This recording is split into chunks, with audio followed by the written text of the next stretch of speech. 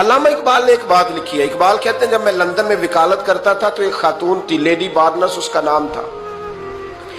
چھوٹے موٹے مقدمات لے کے وہ میرے پاس آتی تھی. بی بی ایک ہوٹل چلایا کرتی تھی. اس کا خامند جو تھا وہ فوج میں ملازم تھا. اقبال نے خود لکھا ہے, اقبال فرماتے ہیں کہ ایک دن وہ خاتون پھر کسی کیس کے سلسلے میں میرے پاس آئی, تو جب وہ آئی تو اس نے نقاب اوڑھا ہوا تھا, برقع کیا ہوا تھا. تو چونکہ اس نے نقاب اوڑھا تھا, مسلمانوں کی نشانی تھی. نقاب اوڑھنا کن کی نشانی ہے؟ اللہ آپ کو خوش رکھے. تو کہتے ہیں وہ نشانی چونکہ اہل اسلام کی تھی تو مجھے تجسس ہوا.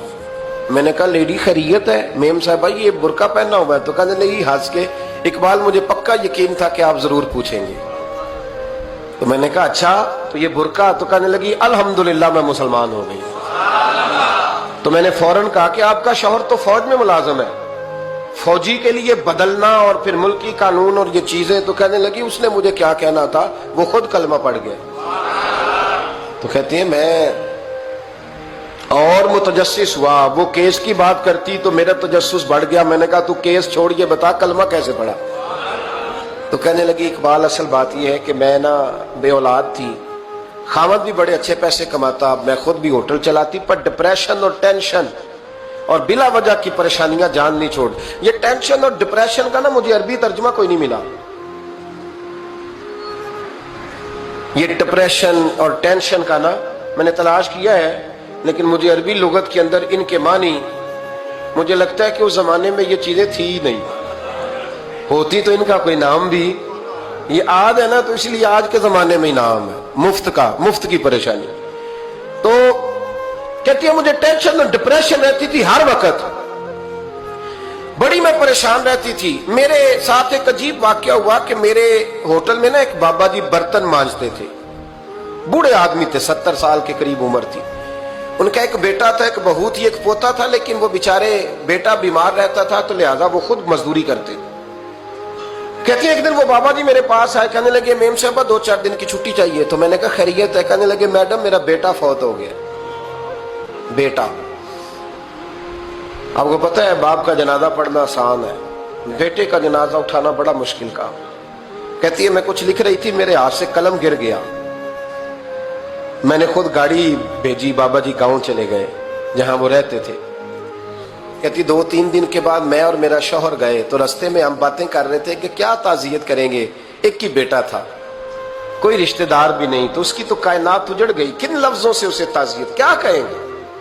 کہتے جب ہم گئے تو وہ ٹوٹی ہوئی چٹائی پہ بیٹھا تھا, کچھ لوگ قریب تھے. ہم نے جا کے کہا بابا آپ مسلمان ہیں, ہم آپ کو کیا نصیحت کریں, ایک ہی بیٹا تھا, کہ کس طرح کر کے ہم آپ کو تسلی دیں. تو کہتے اس نے آنکھیں کھولی, بوڑھی آنکھوں میں ایمان کی روشنی.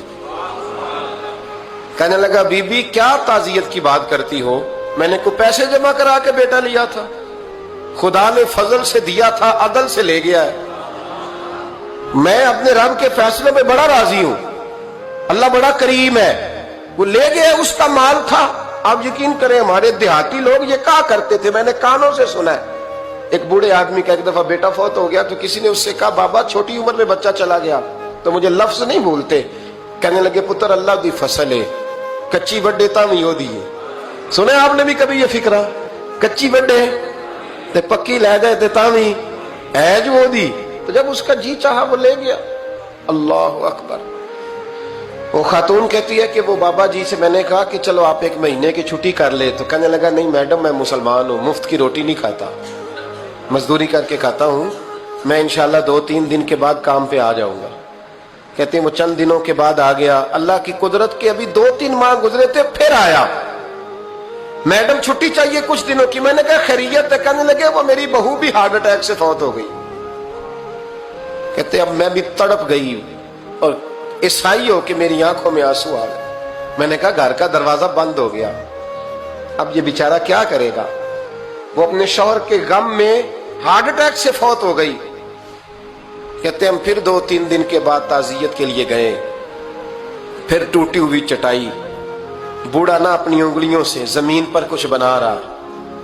کہتی ہے قریب گئی اور میں نے جا کے کہا بابا اب تو تسلی آپ نے خود ہی کرنی ہے, جو نظام تھا وہ تو ہو گیا. تو کہتے ہیں پھر اس نے آنکھیں کھولی, آسمان کی طرف دیکھا تو کہنے لگا بیٹی کوئی پریشانی نہیں, मेरा बेटा बगैर शादी के भी तो फौत हो ही सकता था ना। बस मेरे मालिक ने जब चाहा जैसे चाह हुआ। मैं इंशाल्लाह 2-4 दिन के बाद काम पे आऊंगा। ये मेरा 3-4-5 साल का पोता है, अभी स्कूल दाखिल हुआ है, मैं साथ ले आऊंगा, वहां मेरे साथ ऊपर क्वार्टर में जहां मैं रहता हूं ये भी रहेगा। कहती है मैं सख्ते में आ गई उसकी कैफियत देख के।